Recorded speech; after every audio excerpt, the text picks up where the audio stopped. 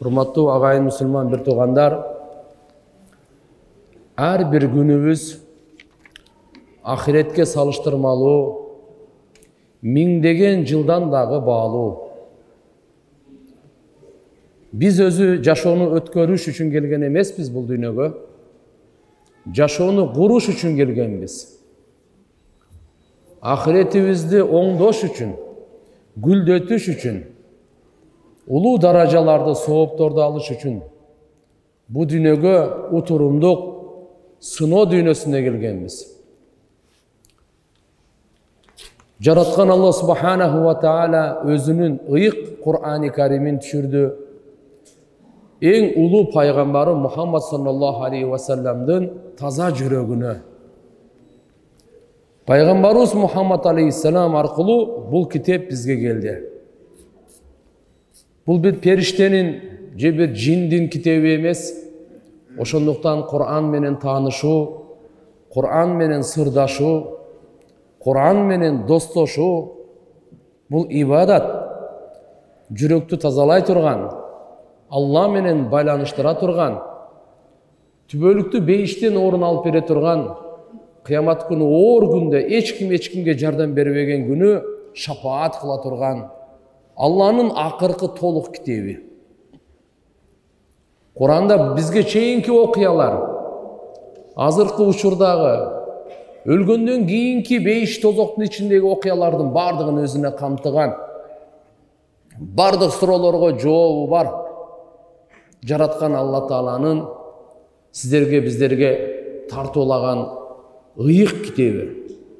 Андыктан биз Кур'ани Каримге маани берип, убакыт берип, көңүл буруп, жакындан окуганга, түшүнгөнгө, амал кылганга, жаттаганга, башкаларга жеткиргенге, малыбызды, жаныбызды сарптаганга аракет кылышыбыз керек экен.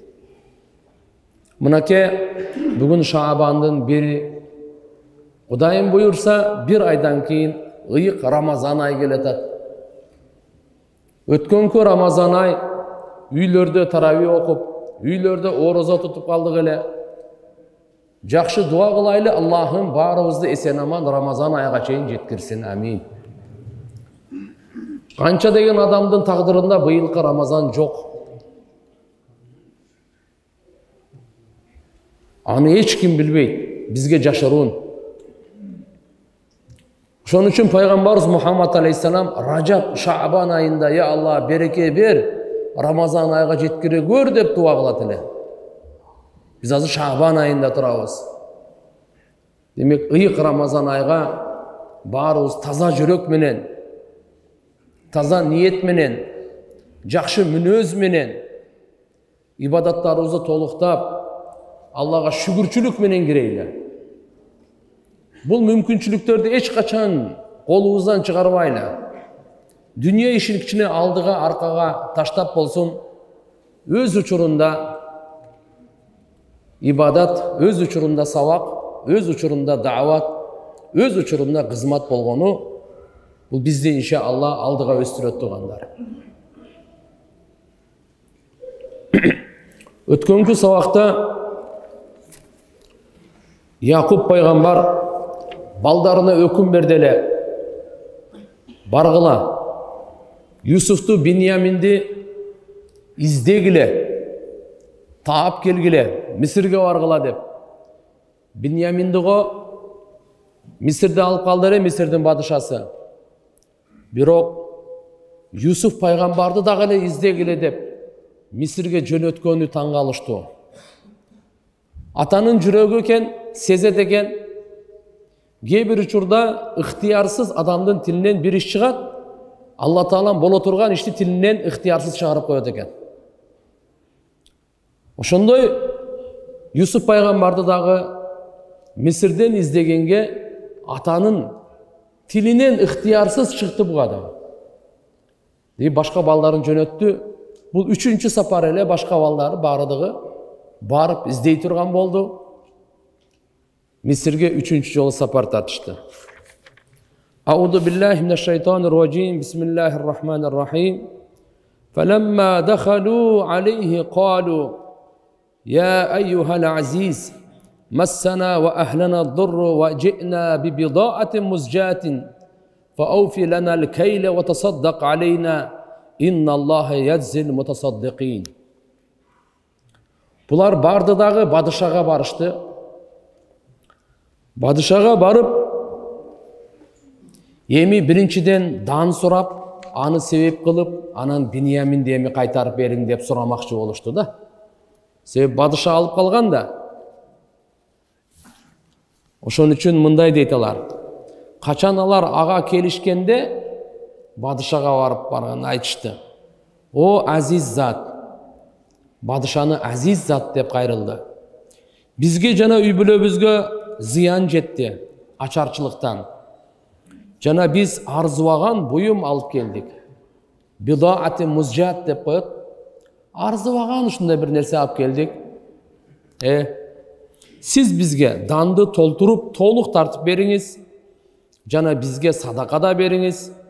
Hakikatta Allah sadaka berүүчүлөрдү sıylayt dedi. Bular Yusuf paygambardı tanыбайт da, azı padişah деп эле кайрылып атат. Буга чейин 2 жолу жакшы мамиле кылган. 3-cü жолу эми барып, сиздин өзүңүздүн берешен кулук мүнөңүз менен эле биз алып келген нерсе ылайыктуу эмес болсо дагы бизге данды толук эле бериңиз деп суранышты. Куранда жана хадисте ошол бидаати музжат арзубаган нерсе эмне экени айтылган эмес. Кээ бирлер айтат, музжат деп өзү мындай жүрбөй, мындай базарда иштебей калган акча буюмдар болуп калат го мисалы. Мурдагы азыркы союзный рубльдар деп койлу. Иштебейт да. Ушуга окшогон жараксыз иштебеген нерсени алып барышкан дейт. Бир канча дирхамды дейт. Кээ бирлер кичинекей нерселерди, кээ бирлер үйдөгү буюмдарды эле алып барышкан экен дейт. Ушинтип жалдырап, падышанын алдында жалдыраганда падыша билет булар бир тууган экенин, жүрөгү эрип кетет. Булардын бечаралыгын көрүп, убакыт келип калды окшойт. Акыйкаттын сырын ачканга деп. Булар эми айтып атат, бизге дагы үй бүлөбүзгө дагы кыйынчылык жетти деп атат. Болгон нерсебизди алып келдик, бизге данды толуктап бериңиз дейт. Жана бизге садака кылыңыз деп атат. Булардын сурангандарын көрүп, ал абалдарына ыйлай турган табияты Юсуп пайгамбар да эми жүрөгү эрип, бул эми Аллах Тааланын тарабынан сыноонун бүтө турган убакыты келип калды окшойт деп ойлойт. Тафсири Куртубиде Ибн Аббас радыйаллаху анхумадан дагы айтылат экен, Якуб пайгамбар бир кат жазып дагы жөнөткөн экен. Балдарына ушу падышага бергиле. Ушул катты алып барып бергиле деп. Ал жерде Якуб Исхактын баласы, ал Ибрахимдин баласы. Ушунун тарабынан кат. Бисмиллахир-рахманир-рахим. Мисирдин падышасына, амма абад. Биздин үй бүлө бир сыноо, кыйынчылык ушуларда душар болгону белгилүү. Менин чоң атам Ибрахим Намрут аны отко ыргытып Алла Таала ошентип сынаган эле. Кийин атам Исхак аны дагы катуу сынаган. Ал эми мен болсо кичинекей кезимде, кичинекей уулум аркылуу сыноого түштүм. Өтө сүйкүмдүү балам эле.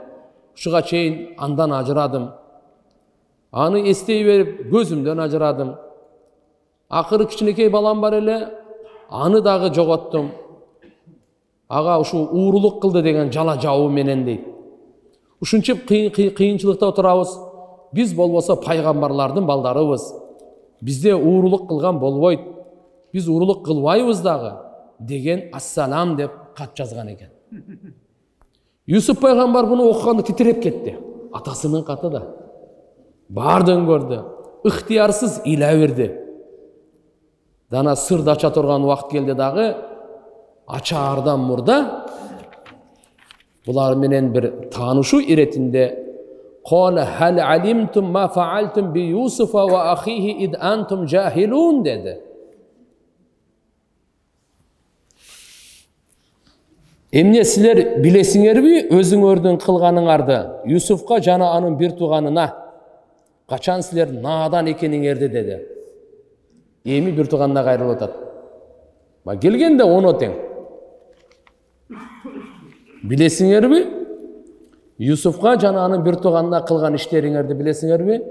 Акыбетін ойлобой, жамандык кылганыңарды, наадандык учуруңарда, жахил учуруңарда деп айтты да. Юсуф пайгамбардын бир туугандары бул суроону укканда, бул падыша биздин окуябызды кандай билет, үй бүлөбүзгө байланыштуу, таң калып калды. Юсуфтун эми жоголгонуна канча жыл болду? Бул падыша каяктан кабары бар деп бири-бирине карап, анан бирөөсү ушундай ойлоду, Юсуф кичинекейинде айтат эле. Эртеби кеч мен ушундай түш көргөмүн, мен улуу мартабалуу, чоң киши боломун, бардык бир туугандарым мага алар келишет сажда кылып деген түштө ушу Юсуф өзү эмеспи деп булар таң калып калышты. Дагы алар анан кийин калу мындай деди. А иннака ла анта Юсуф? Кала ана Юсуф ва хада ахи قد من الله علينا إنه من يتقي ويصبر فإن الله لا يضيع أجر المحسنين. Алар айтышты, эмне сен өзүң чын эле Юсуфсуңбу деди. Байкап калды баары. Ал Юсуф алейхиссалам айтты, мен Юсуфмун деди. Жана бул менин бир тууганым деди. Биньяминди көрсөтүпчү. Дагы бекем ишениш үчүн. Бекем ишениш үчүн. Бул менин бир тууганым деди. Экинчиден айтат, кушкабар бериш үчүн булар экөөнү издеп келбеди беле. Максаты экөөнү издеп келген эле. Юсуф менен Биньяминди издегиле деп атасы жөнөткөн эле. Ошо экөө тең бир жерден табылып калды. Ошон үчүн айтты, мен Юсуфмун, жана бул менин бир тууганым. Чындыгында Алла бизге жакшылык кылды. Албетте ким таквалык кылса, жана сабыр кылса, Алла Таала жакшылык кылуучулардын сыйлыгын эч качан текке кетирбейт деди. Чын эле сен өзүң Юсуфсуңбу деп суроо берген кара. Анан бул жердеги Юсуф пайгамбар аларга мен Юсуфмун, бул Биньямин менин иним деп айткандан кийин дароо эле өзүнүн жана бир туугандарын көңүлүн Алла Таалага кайрыды. Дагы кад манналлаху алейна. Жараткан Алла Таала бизге өтө чоң ихсан кылды, карам кылды, жакшылык кылды. Биринчиден бизге сабырдуулук жана таквалыктын сыпаттарын берди. Бул бактылуулуктун ачкычы. Ар кайгынын амандыгы кийин кыйынчылыктын рахатка алмаштырып, биз бөлөк канча учурашпай, ажырашып эки бөлөк жүрдүк, башыбызды бир кылды. Мал мүлк аз эле, аны көбөйтүп берди. Ушул кад манналлаху алейна деген ушул. Чындыгында Алла Таала бизге жакшылык кылды дегенден, ошо кыйынчылыкты жакшылык, рахатка айландырганы, жана ушундай кембагалдыктан байлыкка айландырганы, кайгыдан курсанчылыкка айландырганы жараткан Алла Тааланын бизге кылган жакшылыгы деди. Эми Юсуф пайгамбардын бир туугандары өзлөрүнүн кемчилдик, ката күнөөлөрүн, жаңылыштарын мойнуна алуудан башка эч нерсе калган жок. Юсуф пайгамбардын фазыл, карамын, бунун айкөлдүүлүгүн, бунун мартабасын мойнуна алганга туура келди. Учурда көр албастык кылып, зыян жеткиришти эле, мойнуна албайт эле. Эми аргасыз мойнуна алганга туура келди, дагы айтты. Калу таллахи лакад асаракаллаху алейна ва ин кунна лахатиин. Алар мындай деди, Аллага ант, чындыгында Алла саңа артыкчылык берди. Бизге караганда, жана биз күнөөкөр элек деп мойнуна алышты. Биз күнөөкөр элек деп мойнуна алышты. Сиз ушуга лайыктуу элеңиз, Алла үчүн бизди кечириңиз деп сурашты. Юсуф пайгамбар пайгамбарлык шанына жараша жооп берди. Не деди? Кала ла тасриба алейкум ал-йawm ягфируллаху лакум ва хува архамур рахимин деди. Мындай дейт. Бүгін сілерге eç қандай жемелөө болбойт. Алла сілерді кечирсин. Жана ал райым кылуучулардын райым кылуучусу деп жооп берди. Бұл жерде Юсуф пайгамбар алардын кылган зулумдуктарын ошого өч алуу тиякта турсун, зулумдуктуга өч алса, бул адилеттүүлүк болот. Мени бир койду эле, мен дагы бир койсом, бул адилеттүүлүк. Бул адилеттүүлүк. Бирөө бир койду эле, сабыр кылып Алла үчүн кечирип койсом, бул айкөлдүүлүк. Юсуф пайгамбарга канча зулумдук кылышкан эле булар? Ошо зулумдуктардын акысын алса болот эле, өчүн алса болот эле. Бирок өчүн алган тиякта турса не дейт? Мен силерге ошо кылган зулумдуктарыңарды дагы эстетпейм дейт мына. Айтып да бербейм, жемелебейм дагы да. Ла тасриба алейкумул яум, бүгүнкү күнү силерге эч кандай жемелөө жок деди да. Мына пайгамбардын адеп аклагы ушундай болот экен. Бирөө зулумдук кылса, ошонун өчүн албай, кайра артынан сизге жемелөө дагы жок деп жооп берип койгону, бул кулк мүнөздүн эң жогорку мартабасы экен. Пайгамбарыбыз саллаллаху алейхи ва саллям Меккеде төрөлүп, кыйынчылык доорду өткөрүп, пайгамбар болгондон кийин 13 жыл кандай гана зулумдуктарды чекти. Кийин Мединага көчүп келип, ал жерде 8 жыл катары 21 жылдык зулум, кийин Меккени барып жеңгенде Фата Маккада ушул сөздү айтты эле. Бардыгы кол алдында 21 жылдык зулумду, канча досунан айрылды, канча тууганынан айрылды, канча кан төгүлдү, канча кайгы, канча душмандык, айта бербейсиз. Анан барды кол алдына келип калды. Мекке мушриктерине пайгамбарыбыз кайрылды. Силерге эмне кылайын эми? Кандай кылайын? Өзүңөр айткылачы депчи. Меккени басты. Меккени жеңип келди. Өзүңөр айткылачы деп. Өзлөрүнө таштады. Мекке мушриктери айтты: "Жакшы адамсыз, жакшы адамдын баласысыз. Кандай кылсаңыз ам ыктыярыңызда.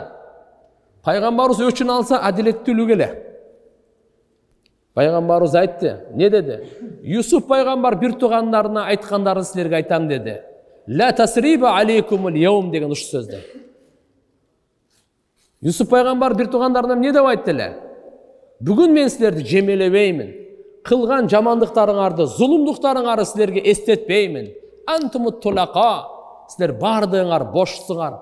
Мен силерди кечирдим, кете бергиле деди. Ушул пайгамбарыбыздын улуу кулк мүнөзүн көргөндөн кийин Меккедеги мушриктер ошол жердеги бирөөсү дагы өзүнүн ширк ыплас жолунда турганга мүмкүнчүлүк таппады. Баары ашхаду ан ла илаха иллаллах ва ашхаду анна Мухаммадар Расулуллах. Күбөлүк беребиз, Алладан башка сыйынганга ылайыктуу зат жок. Күбөлүк беребиз, ал пайгамбар Мухаммад алейхиссалам Алланын элчиси деп, ошол адам жегиштер, ошол бутпарастар, макулбу, бардыгы иман келтиришти.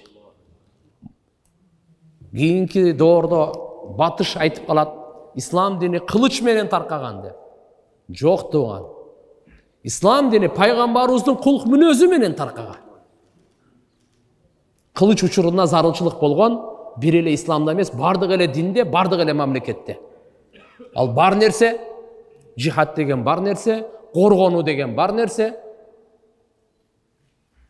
Бирок мынандай деп адилетсиздик, инсапсыздык сөзгө биз чыдабайбыз.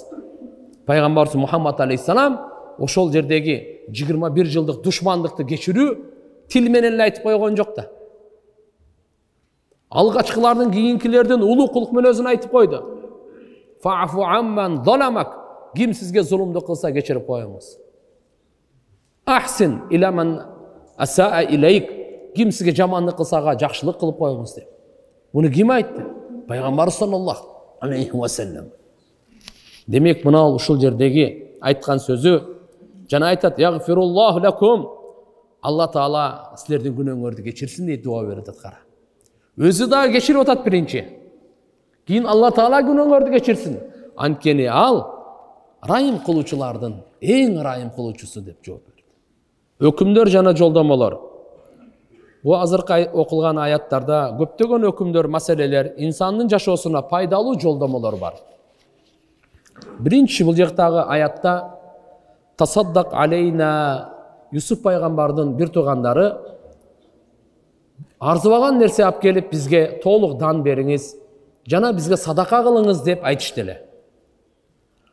Юсуп пайгамбардын бир туугандары, бул пайгамбарлардын балдары, алар үчүн садака адалбы деген суроо пайда болот. Билип алыңыздар, исламда мал мүлк бөлүнөт. Зекет, үшүр, садака, хадия, хиба деген түрлөрү бар. Мисалы, зекет мусулман эместерге берсе болбойт. Мусулманга гана бериш керек. Зекетти атаңызга, апаңызга, аялыңызга, бала чакаңызга берсеңизге болбойт. Неберелериңизге чоң ата, чоң эле, тайата, тайнеңизге берсеңиз болбойт зекетти. А бирок бир туугандарга берсе болот зекет. Муну биз түшүнүп алдык. Үшүрдүн өкүмү деле ушундай. Эми садакага келе турган болсок, мусулман эмеске берсеңиз боло берет. Ата энеңизге, бала чакаңызга берсеңиз боло берет. Бирок пайгамбардын үй бүлөсүнө берсеңиз болбойт. Аларга садака адал эмес. Пайгамбарыбыз Мухаммад алейхиссаламдын үй бүлөсүнө садака адал эмес. Зекет тиякта турсун, садака да адал эмес аларга. Аларга хадия, белек. Демек бул даражалары бар да. Эми бул жерде пайгамбардын балдары, Якуб пайгамбардын балдары не деп атат? Тасаддак алейна, бизге садака кылыңыз деп атат. Суроо туулуп атат. Садака пайгамбарлардын балдарына адалбы аларга депчи. Экинчиден, ушу суроо ушинтип сураган уруксатпы? Сураган уруксатпы? Пайгамбарды, мисалы, Юсуп пайгамбардын өз балдары пайгамбар болбосо дагы, мисалы. Атасы пайгамбар да. А Юсуп пайгамбар эле го. Юсуп пайгамбар эмне үчүн пайгамбар болуп туруп, ушудан эскертүү берген жок, аларды токтоткон жок дейт да, суроо болот. Буга жооп, садаканын чыныгы, акыйкаттагы мааниси бул жердеги максат эмес дейт. Мындайча айтканда, бул жердеги тасаддак алейнанын садака бериңиз деген мааниде эмес, балким бул жерге бизди кичине эске алыңыз деген мааниде экен. Биздин абалыбызга кичине карап коюңуз деген, риаят кылып коюңуз деген мааниде экен. Анан булар бекер сураган жок, бир аз нерсе болсо дагы алып келди да. Бидаатын музжатин, мындайча айтканда, арзыбаган нерсе алып келди да. Ошонун ордуна сурап атат. Мындан башка дагы мүмкүн Мухаммад саллаллаху алейхи ва салламдын шариятында өзгөчө пайгамбарыбыздын үй бүлөсүнө гана садака арам болушу мүмкүн, а мурунку пайгамбарлардыкына андай болбошу, алга шариятында уруксат болушу да мүмкүн деп койсо да болот дейт. Баянул Кур'ан деген тафсирде тафсир имамы Мужахид рахматулла алейхи.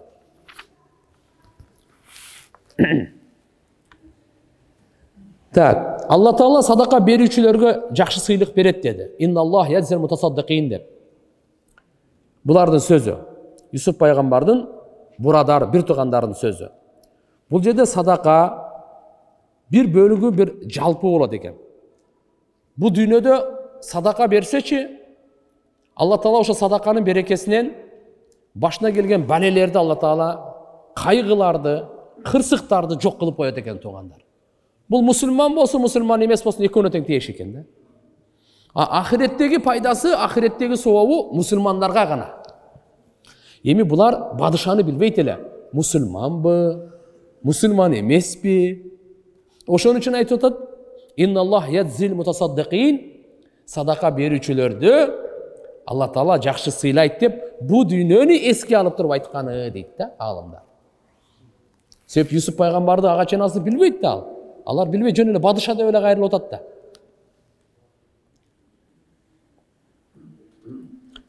Кад манналлаху алейна деген. Юсуп пайгамбар айтпадыбы? Чындыгында Алла Таала бизге көп жакшылык кылды деп. Бул жерде маалым болот, качан инсанга бир кыйынчылык, мусибатка кириптер болуп калса, кийин Алла Таала андан куткарып, өзүнүн неаматтарын тартууласа, анда мурдагы өткөн ошо мусибат кайгыларды эстегендин ордуна Алла Тааланын кылган жакшылыгын, тартуулаган неаматын эстеш керек экен. Мусибаттан кутулууну, Алла Тааланын неаматтарына жетүүдөн кийин дагы кыйынчылыктарды эстеп ыйлай берүү бул шүгүрсүздүк экен. Ушул шүгүрсүздүктү Кур'анда канут деп айтат. Иннал инсана ли раббихи лаканут дейт. Шек күмөнсүз инсан өз роббусуна шүгүрсүз. Канут деген сөздүн котормосу шүгүрсүз. Бирок кандай шүгүрсүз? Бул жердеги жакшылыктарды унутуп калып, кайгыны эстей берген ушул шүгүрсүздүктү канут деп коет экен Кур'андын тили менен. Мына жерде Юсуп пайгамбар ой деп мени кудукка таштаганда тигинде деп аларды айтып отурган жок. Алла Таала жакшылык кылды деп жакшылыгын эстеп атат. Мисалы кээде былтыр деле ушундай болуп калды го. Эми ажылыкка барбай калдык, эми таравих мечитте окубай калдык, тияк бияк пандемия бул коронавирус деп. Ага чейин алхамдулилла дебейлиби? Бир жылда канча умрага барып аттык, канча таравих окуп аттык, канча мечиттерибиз салынып атты. Булда жакшылыктар бар го. Демек кайгыларды, кыйынчылыкты эстеп, жакшылыкты унутуп коюу бул канут экен туугандар. Буну Хасан Басри рахматуллахи алейхи айткан. Кануттун мааниси шүгүрсүздүк. Демек ошондой кылбаш керек экен. Биринчи сабак. Абу Бакр Васити рахматуллахи алейхи айтат, Алла Тааланын неаматтарын күнөөлөргө иштетүү ушу канут дейт. Алла Таала сизге бир неамат берсе, байлык берди, сизге ден соолук берди. Ушуларды сиз күнөөгө сарптасаңыз, ушу шүгүрсүздүк, канут болуп калат экен. Имам Тирмизи рахматуллахи алейхи айтат, кануттун мааниси дейт. Бул неаматтарды көрүп, неаматтарды барктап, баалап, мунаим, неамат берүүчүн унутуп калуу ушу канут дейт. Алла Таала неамат берди бизге. Ава берди, суу берди, ата-эне берди, көз берди, кулак берди, өпкө, боор, ден соолук, бала, чака берди, амандык берди. Ушулардын баардыгын көрүп, эми берүүчү Алла Тааланы мунаим неамат берүүчү. Аны унутуп калуу ушу эмне экен? Канут дейт. Имам Тирмизи рахматуллахи алейхи. Кандай болбосун бул жерден да биз сабак алдык туугандар. Юсуп пайгамбардын мынакей окуясынан аны айтып атат, "Кад манналлаху алейна." Аллага шүгүр дешибиз керек экен. Баарына шүгүр. Кичине башыбыздан кайгы өттүбү? Унутпаңыз бул. Бул жактан Алла Таала ушу куткарганына шүгүр кылыңыз. Алла Таала ушу күнгө bundan жаман кылбаганына шүгүр кылыш керек. Bundan жаман кылба. Баягы бир окуя айтылып калат го. Бир батиркеси урдатып, жыңайлап кетип атып, аябай ызаланып, нарарак барса бирөөнүн эки буту жок. Мен коем батиркем жок экен. Кудайга шүгүр, муну эки буту жок турбайбы деп. Өзүнүн кийинки абалды, өзүнүн кийинки төмөнкү адамдардын абалын көрүп, дайыма шүгүр кылып жүрүш керек экен. Иннаху маяттaqi ва ясбир. Таквалык менен сабырдуулукту айтты. Бул жерде бардык кайгынын дарысы таквалык менен сабырдуулук экен. Мамлекеттин кайгысы болсун, үй бүлөнүн кайгысы болсун, жеке инсандын кайгысы болсун. Макул кандай гана кайгы болбосун, бунун чыга турган жолу, бул кайгыдан куткарыла турган жолу таквалык менен сабырдуулук экен. Мына Кур'ан бизге сабак берип атат. Юсуп пайгамбар айтып атат, ким таквалык кылып сабыр кылса, Алла Таала жакшылык кылуучулардын ажыр, сообун эч качан текке кетирбейт деп айтып атат. Эми ушул жердеги бизге сабак эки сыпат. Күнөөлөрдөн сактануу, бунун аты таква. Жана кыйынчылыкка сабыр кылуу. Күнөөлөрдөн сактануу бул таква, жана кыйынчылыкка сабыр кылуу. Ушуга бекем боло турган болсо, Алла субханаху ва таала ал бендени эч качан жолда калтырбайт, текте калтырбайт, бактысызга таштабайт экен. Айтат на Кур'ани Каримде, бул демек ийгиликтин ачкычы ушул эки сыпатта экен. Ийгиликтин ачкычы, жеңиштин ачкычы ушул эки сыпатта экен. Таквалык, күнөөдөн сактануу, сабырдуулук, кыйынчылыкка сабыр кылуу. Ва ин тасбиру ва таттaqu ла ядуррукум кайдухум шай'a. Алла Таала Кур'ани Каримде мындай дейт: эгерде силер сабыр кылсаңар, жана таквалык кылсаңар, чыдасаңар, көтөрүмдүү болсоңор, сабырдуулук болсо, күнөөлөрдөн сактансаңар, силердин душманыңардын кылыктары силерге зыян келтирбейт. Алардын программалары силерге зыян келтире албайт. Кыпындай да.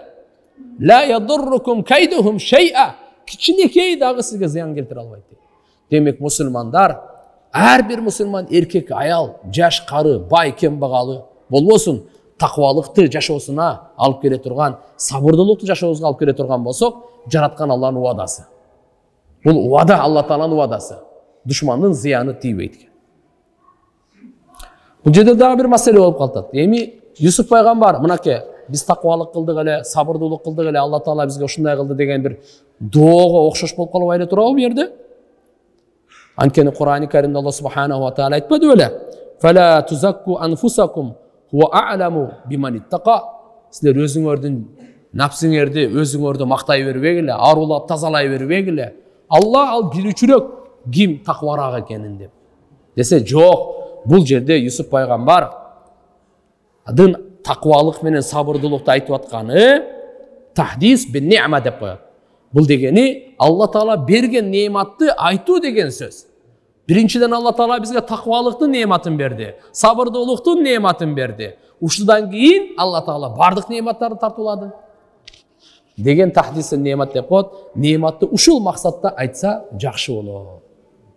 Кандай болбосун, Юсуф алейхиссалам өзү дагы жемелебей кечиргенин бир туугандарына айтып, Алла Таала дагы кечирсин деп дуа кылып, анткени райым кылуучулардын райым кылуучусу деп, ушулар сүйлөшкөндөн кийин бир туугандар бардык отурат да.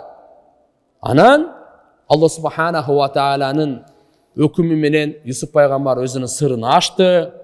Эми атасы менен жолукканын пикирин кылып, балдарга, бир туугандарына, Якуб алейхиссалам балдарына мындай деп буйрук берди. Идхабу би камиси хада فألقوه على وجه أبي يأتي بصيرا وأتوني بأهلكم أجمعين. Emisiler atama kuş kavar bergile. Anı menen birge menin bul kiyimimdi alıp bargıla. Ballarına aytıtat. Adam neymi Allah Kanaan'da turat da. Uzak Kanaan kança dese 7 gündük sapar deydi. Misirden nari. 250 mil деп айткандар бар. 300 километр нараарактан экен, дейм, ал убакта төөлөр менен аттар мени басып сапар кылчу да. Эми ошого эми айтып атат, менин бул кийимимди алып баргыла. Идхабу би камиси хада. Өзүнүн кийими бар эле, ошо кийимди алып баргыла. Кийин аны атамдын жүзүнө ыргыткыла, анын көрүүсү кайтып келет. Жана үй бүлөңөрдүн баарын менин алдыма алып келгиле dedi. Атасы gözü aziz bolup, gözü көрбөй калып эле, илей берип. Эми ушул көйнөгүмдү алып барып туруп, атамдын бетине таштасаңар, ыргытсаңар, атамдын көзү кайтат дейти. Бул кандай деген керемет. Болбосо эми бул кийим, көйнөк материал да булчу. Материалдык десе бул дарылап койгон жок же бир нерсе кылган жок да. Албетте бул мужиза. Албетте бул чоң мужиза. Бұл жердегі Юсуф алейхиссаламға Алла Субханаху ва Таала өзінің ушу мужизасын көрсөтүү максатында кийимин чечип атасынын жүзүнө таштагыла деп берди, көзү кайтат деп. Заххак рахматулла алейх, Мужахид рахматулла алейх, тафсир имамдары айтат. Бул кийимдин өзгөчөлүгү бар эле дейт. Бул кийимдин өзгөчөлүгү бар эле. Анткени бул бардыгы башка кийимдерге окшош эмес эле. İbrahim aleyhissalam'da üçün beyişten düşürülgen giyim ele. Anda Namrut İbrahim paygambardı cılanaç kılıp otqa ırgıtkan ele deydi. Keyin bu beyiştin giyimi İbrahim paygambar giyip çürüp özünde turup, al ötkönden keyin İshak paygambarga gelgen eken. İshak paygambar al ötkönden keyin Yakup paygambarga тийген eken. Yakup paygambar anı tabarrukan dep koyat. Şu berekelin alış üçün kичине эмеге ушул кийимди топ эме кылып, ороп, салып, Юсуф пайгамбардын белине байлап койгон экен. Юсуф пайгамбардын белине байлап койгон экен. Кийин Юсуф алейхиссаламга мойнуна катары кеде мындай тум аркатан илип коет го. Ошондой кылып илип коюшчу экен. Эмне үчүн десе, жаман көздөн сактасын депчи. Юсуф алейхиссаламдын бир туугандары кичинекей кезинде буну алып кеткенде, алып барып туруп кудукка таштабадыбы? Кудукка таштаганда Жабраил алейхиссалам ошол немени чечип тумар катары, буга кийим катары кийгизип койгон экен. Юсуф алейхиссаламга жеткен экен. Ошентип бул бейиштин кийими экен туугандар. Жөнөкөй кийим эмес экен. Өзгөчөлүк ушуда көзү көрбөгөн атасына бетине койсо көзү кайра кайткан экен.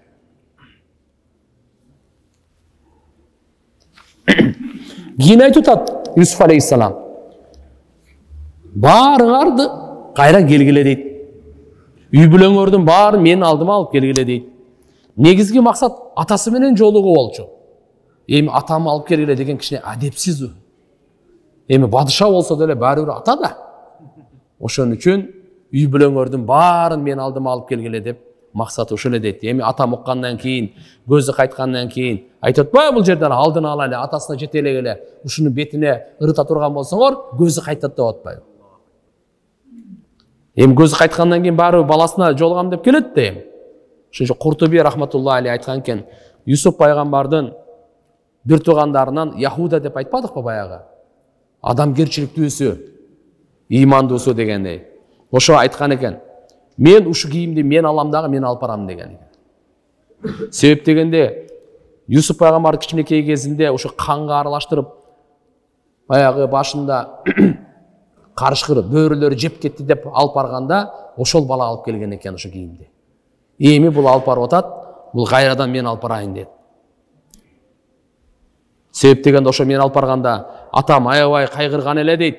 Эми ошонун мукафаты болсун, ордо толуктансын да, ошон үчүн мен алып барам деди. ولما فصلت العير قال أبوهم إني لا أجد ريح يوسف لولا تفندون. Жана качан бул керуен Мисирден Канаанга жөнөгөндө, булар эми чыгып жөнөгөндө, алардын атасы Канаандагы адамдарга айтты, ошо жанында турган тегерегиндеги аттарына айтты. Акыйкатта мен Юсуфтун жытын сезип жатам деди. Булар тияктан жөнөдү. 250 мил километрден узактан Юсуфтун жытын сезип атам дейт. Алдағы пайғамбарда. Егер сілер мені бұл чал ақылдан айнып қалды дебесеңер эле дейт. Ушинтип эле айтпасаңар дейт. Лаула туфаннидунду мааниси ушул. Ақылдан азып қалды, ақылдан айнып қалды деп эле, ушу чал не болуп калган деп эле айтпасаңар, мен Юсуфтун жытын жыттап атам деди. Юсуф алейхиссаламдын жытын жыттап атам. Ибн Аббас радиаллаху анхуманын риваятына караганда 6 күндүк сапар экен. Хасан Басри айтат, 80 фарсах, мындайча айтканда 250 милден да узагыраак кичине. Ошончо узактан Юсуф алейхиссаламдын жытын жыттап турган, бул кандай деген? Бул ажайып таң калыштуу. Демек Юсуф алейхиссаламдын негизги мекени Канаан, ал жерде баягы билесиздер да, кудук канча бир аз эле узак эле болсо керек эле. Ал жерден жыты келген жок эле го. Эми бул жерден кандай жыты келип калды эми ушунча узактан? Десе, мужиза деп ушуну айтат. Мужиза деп ыктыярсыз пайгамбардын колунан Алла субхана ва таала көрсөткөндү, буну туугандар мужиза деп коет. Акыйкатта мужиза пайгамбардын фейл амали эмес, бул Алланын фейли болот. Качан Алла таала кааласа, мужизаны көрсөтүп коет. Алла субхана ва таала эгерде мужизаны каалабаса, жакындан деле жыттай албайсың. Иса пайгамбар менен христиандар менен биздин айырмабыз ушул жерде бар. Алар айтат, Иса пайгамбар өлүктөрдү өзү тирилткен дейт. Биз мусулмандар айтабыз, Алла тирилткен, Иса пайгамбардын колу менен тирилткен. Биз менен христиандардын айырмасы ушул.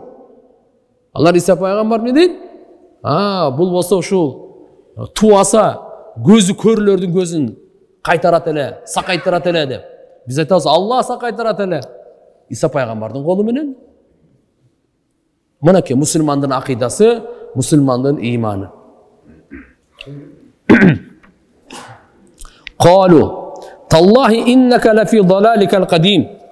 Жанында отургандар алар айтышты, Аллага ант. Сиз дагы эле мурунку адашууңуздасыз депчи.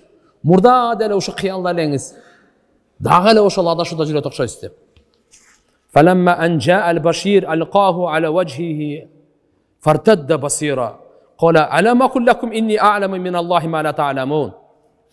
Кейін қашан құшқауар беруші келгенде, керуен келді да, құшқауар беруші баяғы Яхуда деген келіп тұрып, ал Юсуфтың көйнегін Яқубтың жүзіне ырғытты.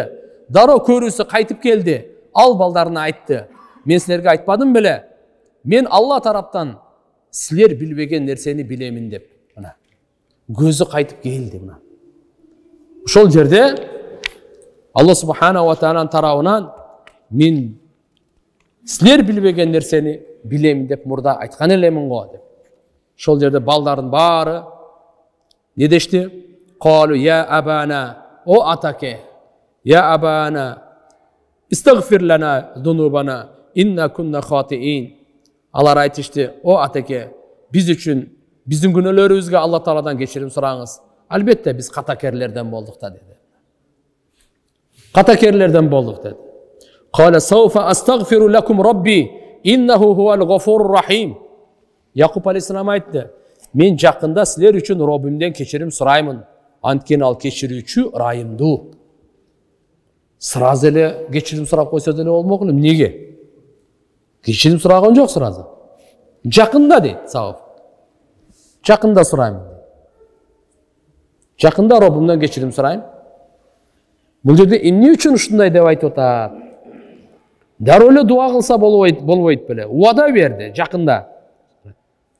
Муфассириндер айтышат, бул жерде мен азыр эмес, себеби булар күндүзү келген. Мен силерге жакында дегеним тахажжудта дуа кыламын деген. Ал убакта өзгөчө дуа кабыл болот. Түндүн акыркы бөлүмү Алла субханаху ва таала хадисте да келет. Түндүн акыркы бөлүгүндө өзгөчө Алла субханаху ва тааланын таважжуху болот. Бендеге ушунчалык жакын айтат. Күнөөлөрдөн кечирим суроочулар барбы, күнөөлөрүн кечирейин. Кажеттерин суроочулар барбы, кажеттерин бүтүрөйүн деп Алла субханаху ва таала ошол учурда бендеге кайрылат экен. Кээ бирлер айтат: мен жакында сураймын дегенин мааниси азыр эми Юсуп пайгамбарга мен барайын биринчи. Ал силерди кечирдиби, кечирбедиби? Себеп, эгерде бенде кечирбей турган болсо, анда мен Алла Тааладан сураганым деле бекер. Алла өзүнүн акысын кечирсе кечире берет. Бирок инсан менен инсан, пенде менен пенденин ортосундагы зулумдуктарды ал кечирмейинче Алла кечирбейт. Кээ бир алымдарыбыз ушул дароо ошол жерден дуа кылбаганын себебин, жакында дуа кылам деп айткандын уадасын айтканда барып мен биринчи аныктайынчы. Юсуф алейхиссалам силердин катаңарды кечирдиби, кечирген жокпу? Анткени мазлум өзү кечирмейинче Алла Тааланын алдына кечирилбейт экен туугандар. Ушундай абалда дуаны магфиратыга мунасип деле эмес депчи.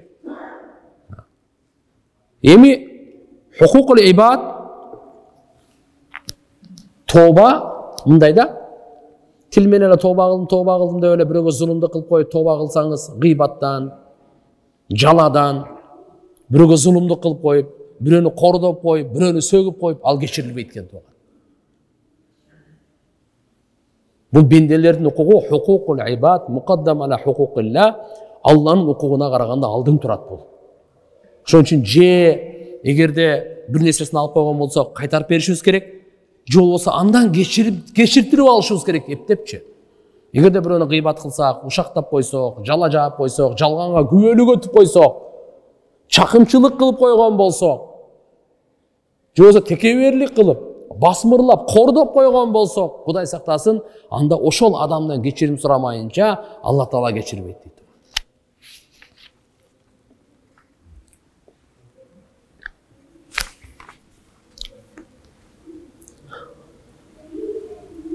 قالوا فلما دخلوا على يوسف آوى إليه أبويه وقال ادخلوا مصر إن شاء الله آمنين. Кейін қачан алар Юсуф алейхиссаламга киришкенде, ал ата энесине өзүнүн алдынан жай берди жана айтты: Мисирге киргиле, эгер Алла кааласа аманчылыкта болосуңар. Булар барып ата энесин дагы бардык туган уругу менен келишти.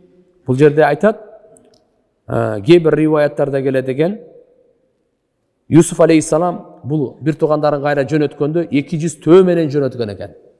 Кийим кече, дан, азык бардығын жүктөп 200 төө менен барып туруп, ата энемди дагы башка туугандарыбыздын ушу бизге караштуу тууган уруктардын бардығын алып келгиле деп.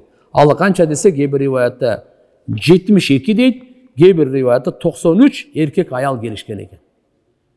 Башка тарапта Мисирге келген учурда Юсуф пайгамбар жана ошо мисирликтер ал жака чыгып, бардыгы кош келиңиздер деп күтүп алышкан экен. Кийин Юсуф алейхиссалам ата энесин анан мынаке Алла субханаху ва таала бадышалык такка отургузган экен. Ошон үчүн айтат мерде фаламма дахалу ала Юсуфа, Юсуф алейхиссалам аларга кирип баргандан кийин ава илейхи абавай, ага өзгөчө жай берди дейт, өзгөчө жай берди. Өзгөчө аларды сыйлады, ата энесине өз алдынан жай берди жана айтты, Мисирге киргиле, эгер Алла таала кааласа аманчылыкта болосуңар деп. Эми мынал жерде ата энеси дейт. Биз баягында айтканда Биньяминди төрөгөндө апасы өлүп калбады беле? Андай дей турган болсо ата эне деп айтып атканын мааниси, Якуб пайгамбар Юсуф пайгамбар менен Биньяминдин апасы өлгөндө анын сиңдисине үйлөнгөн экен. Шарият боюнча бул болот. Ошон үчүн таэжеси болуп калат дагы, таэжеси дагы эненин ордунда, экинчиден аялына мейли өгөй апасы болсо дагы ата эне деп айтылат да. Кээ бир аалымдар айтат, жок. Ибн Жарирде, Ибн Касирде ушулар айтат, жок. Кала Ибн Жарир, "Валам якум далил ала маути уммихи", Юсуф пайгамбардын апасынын өлгөнүнө чындап келе турган болсок, далил жок дейт. Демек, Биньяминди төрөгөндө деле өлгөн эмес деген мааниде келип атат да. Кандай болбосун, өлө элек болгон болсо апасынын өзү, анда эч кандай талаш тартыш жок, өлгөн болсо анда таэжеси. ورفع أبويه على العرش وخروا له سجدا وقال يا أبتي هذا تأويل رؤياي من قبل قد جعلها ربي حقا وقد أحسن بي إذ أخرجني من السجن وجاء بكم من البدو من بعد أن نزغ الشيطان بيني وبين إخوتي إن ربي لطيف لما يشاء إنه هو العليم الحكيم. Жана ал ата энесин такка көтөрдү. Жана алар баары анын алдында саждага жыгылышты. Жана Юсуф алейхиссалам айтты, о атаке, бул менин мурдагы көргөн түшүмдүн жорулушу. Чындыгында аны менин Роббим акыйкатка чыгарды.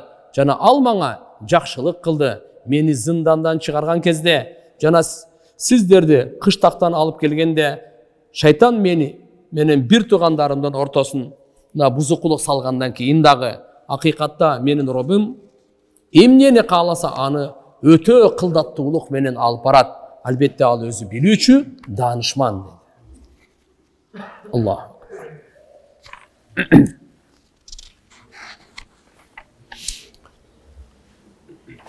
Бұл жерде бір маселе. وَخَرُّوا لَهُ سُجَّدًا деп, алар саждаға жығылышты деп, бары саждаға жығылышты. Есіңіздерде болса, Юсуф пайғамбардың оқиясында, кішінекей кезінде түш көргенде, күнді, айды, жана 11 жылдызды көрді эле сажда кылып атканы. Ошол түштүн жорулушун мынаке айтып атат, ата баягы мен мынаке көрдүңүзбү дейт, Алла таалам чын чыгарды дейт. Көрсө, күн деген бул ата экен, ай деген бул эне экен, 11 жылдыз 11 бир тууганы экен. Ушулардын баардыгы ушу сажда кылып атат дегени таазим кылып. Эми бул жерде Ибн Аббас радыйаллаху анхума айтат, бул сажда шүкүр деп коет экен, шүкүр кылуу, Алла таалага шүкүр кылуу саждасы Юсуф алейхиссаламга эмес эле дейт. Кээ бир аалымдарыбыз мындай дейт, саждай ибадат саждасы бардыгы эле пайгамбардын шариятында Алла тааладан башкага арам кылынган. Бирок таазим саждасы биздин пайгамбарыбыздан мурунку пайгамбарлардын шариятында уруксат болчу. Ал эми пайгамбарыбыз Мухаммад алейхиссалам алып келген шарият исламда ширкке жакындап алып барып койгон себебинен бул дагы мамно тыюу салынган. Сахих хадистерде келет, Алла Тааладан башкага сажда кылуу арам болот дейт. Сажда бир гана Алла субхана ва таала.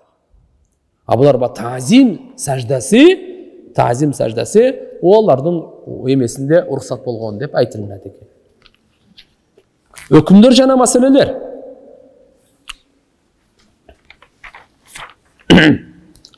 Суфьян Саури рахматулла алейхтин риваятында Яхуда кийимди алып келип Якуб пайгамбарга бетине койгондо, Якуб пайгамбар Юсуф кандай деп Яхудадан сураган экен.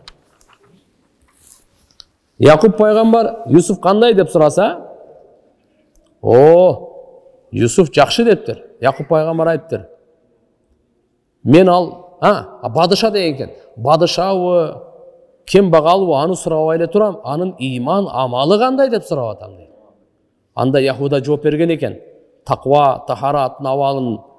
Анан пайгамбарлар ушундай деп, аябай жакшы абалы, мен ал бадышалыгын сурабай эле турам. Баламдын таквалыгы, иман амалын сурап атам деп. Суфьян Саури рахматулла алейхи айтып атат. Демек пайгамбарлардын мухаббатынын байланышы дагы негизги жисмани рахатка караганда рухани халаттын пикиринде болот дейт.